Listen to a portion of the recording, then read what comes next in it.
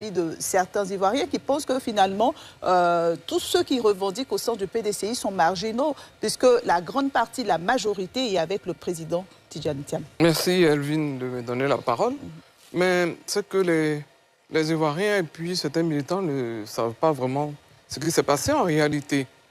Quand M. Tidjane Thiam venait à la tête du PDCI RDA, on avait déjà contesté, parce qu'il n'avait même pas les 10 ans du bureau politique. C'est différent avec les cas dont il parle et tout ça. Hein? Il parle de l'époque du RDA et tout ça. C'est différent. M. Tidjane Thiam n'était pas un militant actif quand il venait au PDCI RDA. Et ça, toute la Côte d'Ivoire le sait.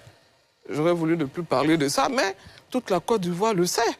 M. Tidjane Thiam ne remplissait pas les conditions. Donc, moi, j'ai protesté déjà pour dire que c'est du faux. Et j'ai été sanctionné après. Et tout ça, je l'ai fait en interne. Je l'ai fait en interne. Et quand j'ai été exclu du parti, j'étais obligé de me défendre. Et je me suis défendu devant la justice pour que la justice me réintègre.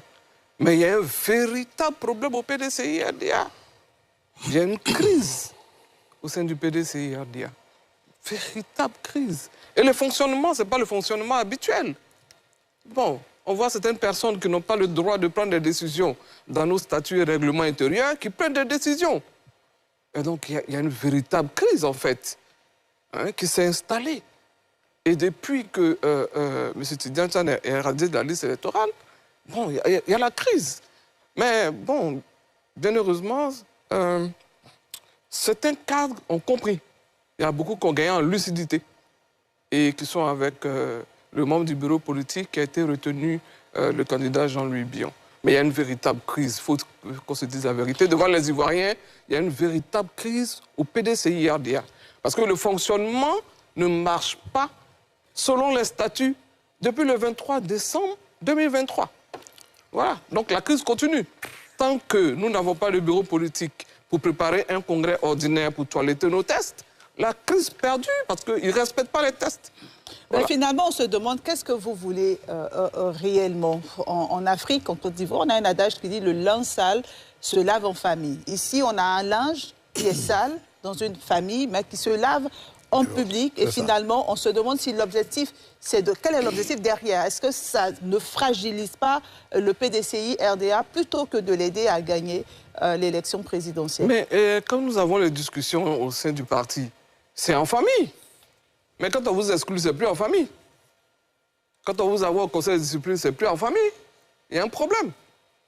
Parce qu'au niveau des partis politiques en général, dans tous les partis politiques, on cherche à rassembler, on n'exclut pas. Quand vous voyez dans d'autres partis, bon, quand on voit dans les journaux, telle personnalité est en train de partir du parti, on la rattrape pour discuter. Mais nous, on ne discute pas carrément, on nous donne une exclusion, on nous envoie au conseil de discipline, ça ne peut être que sur la place publique. Parce qu'il faut être... Voilà. Et lui, il n'est plus à son poste de délégué. Moi, j'ai même démissionné. Parce que je savais que je ne pouvais pas travailler dans ce cadre-là. Est-ce que vous comprenez? Alors, c'est ce qui nous oblige à aller sur la place publique pour nous défendre. Parce qu'il faut se défendre. Nous avons sacrifié nos vies pour le PDCI-RDA. Notre argent. On a sacrifié tout. C'est une association, ce n'est pas une entreprise privée. Nous payons des cotisations. Oui. Depuis 90, moi je paie des cotisations aussi, selon le grade que j'ai dans le parti jusqu'à aujourd'hui. Alors donc, vous voyez que nous sommes obligés de porter ça sur la place publique pour qu'on se rassemble. Mais toutes les fois qu'on a essayé de se défendre sur la place publique, c'est des exclusions. Alors, on ne divise pas le parti, mais pour nous, c'est l'unité. D'accord. Ouais. Vous avez la possibilité de nous appeler, chers téléspectateurs, au numéro qui s'affiche pour participer à cette émission. Anoma Kwao, Magloire. Oui, madame. Je vous donne la parole. Le volet du professeur m'interpelle. D'accord. Et je voudrais le remercier. De Xavier Kouadio. C'est M. Xavier Kouadio. Non, c'est Alain Oussou. M. Alain Oussou, ok. Oui.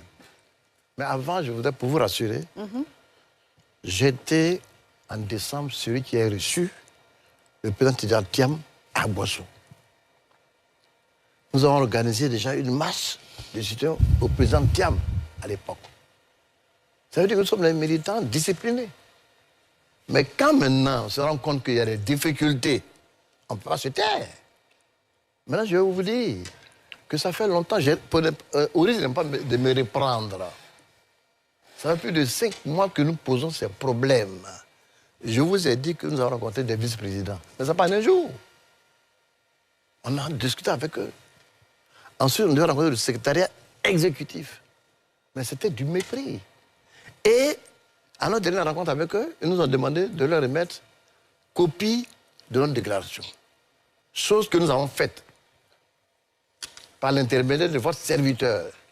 Et le lendemain, on a retrouvé ce document, cette déclaration, à travers les réseaux sociaux pour nous saboter et dans les journaux.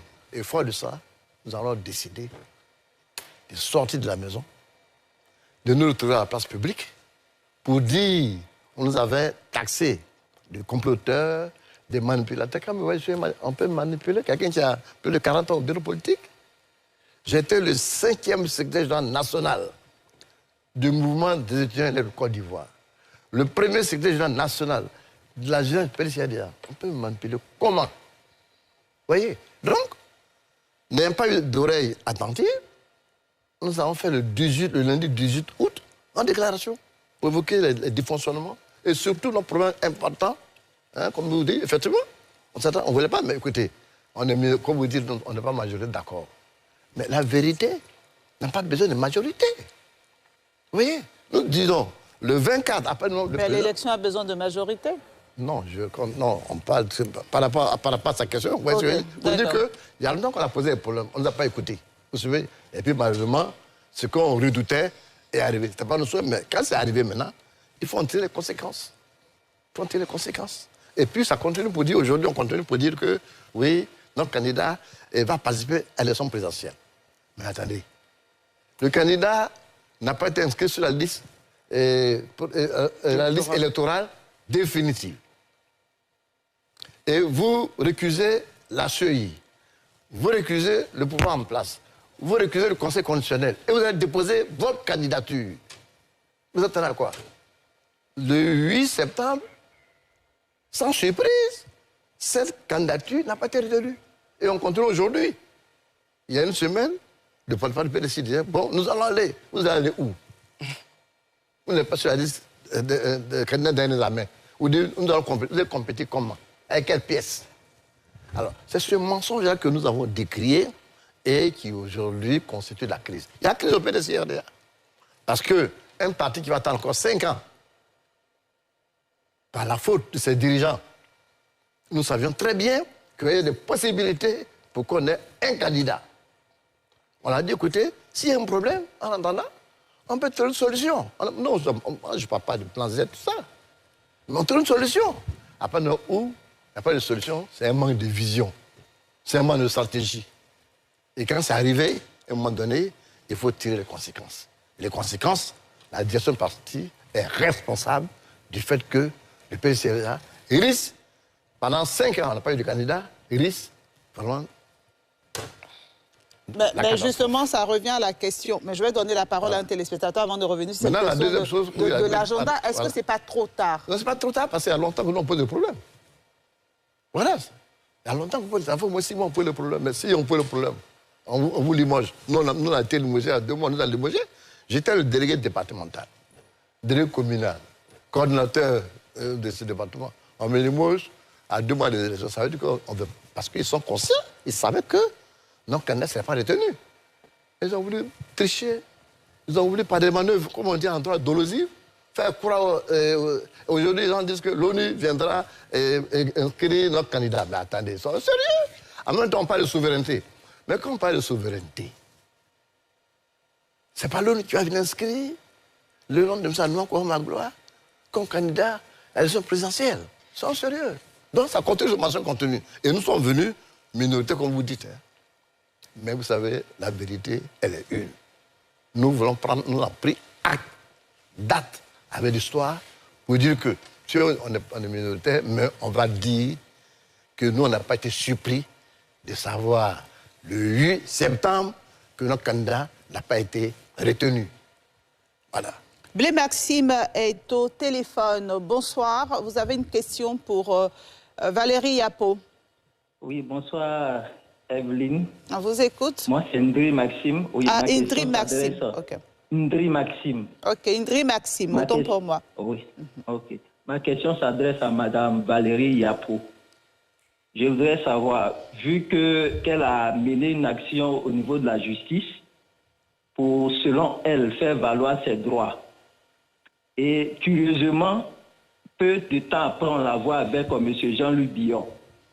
Est-ce que l'action qu'elle a menée, c'était fait de façon objective ou est-ce que c'était intéressé? Autrement, est-ce que son action n'était pas pour faire le lit, pour faire place à un truc à M. Jean-Luc Billon? Est-ce que ce n'était pas dans le but de faire installer Jean-Luc Billon à la tête du PDCI?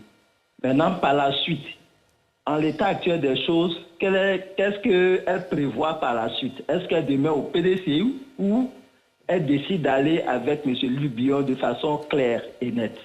Merci bien, c'était ma question. Merci Ndri Maxime pour vos questions. Valérie Yapo, c'est la question de notre téléspectateur, mais c'est la question de plusieurs Ivoiriens. Finalement, on se dit, Valérie Yapo est-elle avec Jean-Luc Billon? A-t-elle mené des actions en faveur de Jean-Luc Billon sans le dire réellement? Qu'en est-il? Oui, Evelyne, merci de me donner la parole. J'aimerais saluer le téléspectateur qui a appelé, Ndri Maxime, et j'aimerais le rassurer. Tout le monde me connaît au PDCI-RDA. Tout le monde sait que je ne lâche pas une affaire dans laquelle je suis. J'ai été membre du secrétariat exécutif pendant 10 ans et tout le monde savait les débats que je faisais. Même devant le président Rikona Bédié, je défendais mes opinions. Tout à fait. M. Anouma Mago est là, c'est un de mes aînés. Tout à fait. Je défendais mes opinions même devant Rikona Bédié. Tout à fait, tout à fait. Je disais ce que je pensais du PDCI-RDA, bien évidemment en interne. Donc, je n'ai pas changé. Mais m'exclure, c'était vraiment dangereux pour le PDCI-RDA. Parce que j'ai traversé 2 fois la prison pour le PDCI-RDA. Et je ne pouvais pas accepter que quelqu'un qui arrive 23 ans après m'exclue du PDCI, qui me dit je ne dois pas utiliser le pain du PDCI, je ne dois pas rentrer même à la maison du PDCI-RDA. Je ne pouvais pas accepter. Parce que lui, il n'a fait aucun combat. Et c'est ce combat-là que j'ai mené. Ça profite à Billon, ça profite à Paul, ça profite à Pierre. Ce n'était pas ça mon objectif. Ça. Je voulais démontrer à la face de tous les Ivoiriens que je pouvais me défendre seul. Et je l'ai fait. Je ne l'ai pas fait pour Jean-Louis Billon. Pas du tout. Je ne l'ai pas fait. Il était avant moi au conseil de discipline. Dès qu'ils m'ont envoyé au conseil de discipline, qu'ils m'ont exclu, je me suis défendu. Je me suis défendu. Voilà, c'est tout. Ça peut profiter à Jean-Louis Billon, mais tout le monde sait que Jean-Luc Billon était mon collègue au secrétariat exécutif. Tout à fait. Pendant 10 ans. On était même voisins au secrétariat exécutif. Nous sommes amis. Peut-être qu'on peut dire non, que c'est... Non, mais non, pas du tout.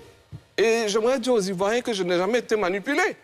Ceux qui le disent, ils n'ont pas le courage de leurs opinions en général. Tout à fait. Il y en a plein au PDCI-RDA qui pensent la même chose que moi et vous ne pouvez pas imaginer. Mais personne n'a eu le courage. Et comme j'ai eu le courage, on dit que je suis manipulé. Souvent même, Evelyne, j'ai protesté certaines choses. Tous ces débats sexistes. C'est parce que c'est une femme, il y a quelqu'un derrière elle et tout ça. Je n'ai pas trop apprécié. Je condamne ça d'ailleurs. Mais c'est parce que j'ai le courage de mes opinions. Ceux qui le disent n'ont pas le courage de leurs opinions. Voilà.